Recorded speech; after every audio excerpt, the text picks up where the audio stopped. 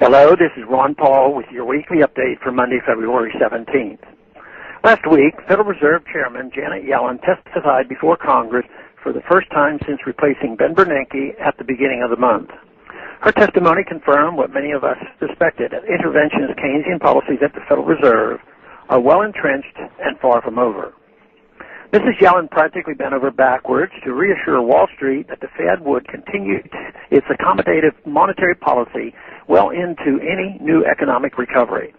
The same monetary policy that got us into the mess will remain in place until the next crisis hits.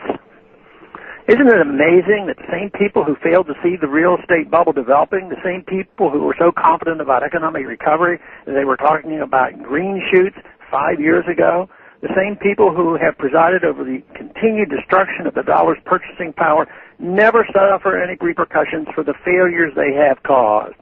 They treat the people of the United States as though we were pawns in a giant chess game, one of which they always win and we, the people, always lose.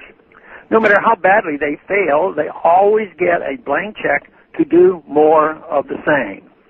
It's about time that the power brokers in Washington paid attention to what the Austrian economists have been saying for decades. Our economic crises are caused by central bank infusion of easy money into the banking system. This easy money distorts the structure of production and results in malinvestment resources and allocation of resources into economic bubbles and away from sectors that actually serve consumers' needs. The only true solution to these burst bubbles is to allow the malinvested resources to be liquidated and put to use in other areas.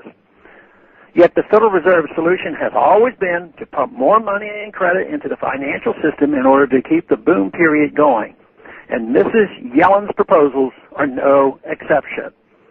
Every time the Fed engages in this loose monetary policy, it just sows the seed for the next crisis, making the next crash even worse.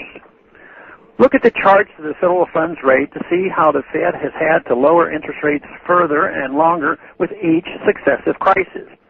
From 6% to 3% to 1%, and now the Fed is at zero. Some Keynesian economists have even urged central banks to drop interest rates below zero, which would mean charging people to keep money in bank accounts. Chairman Yellen understands how ludicrous negative interest rates are, and she said as much in her question and answer period last week. But the zero lower rate means the Fed has had to resort to unusual and extraordinary measures, quantitative easing. As a result, the Fed now sits on a balance sheet equivalent to nearly 25% of U.S. GDP and is committing to continue to purchase tens of billions of dollars worth of assets each month. When will this madness stop? Sound economic growth is based on savings and investment, deferring consumption today in order to consume more in the future. Everything the Fed is doing is exactly the opposite, engaging in short-sighted policies in an attempt to spur consumption today, which will lead to a depletion of capital, a crippling of the economy, and the impoverishment of future generations. We owe it not only to ourselves, but to our children and our grandchildren to rein in the Federal Reserve and end once and for all its misguided and destructive monetary policy. Thanks for calling this update. A new update is placed on this number, 888-322-1414, every Sunday. The written text can be found on my free foundation website at www.the-free-foundation.org and on my Facebook page. Thanks for listening.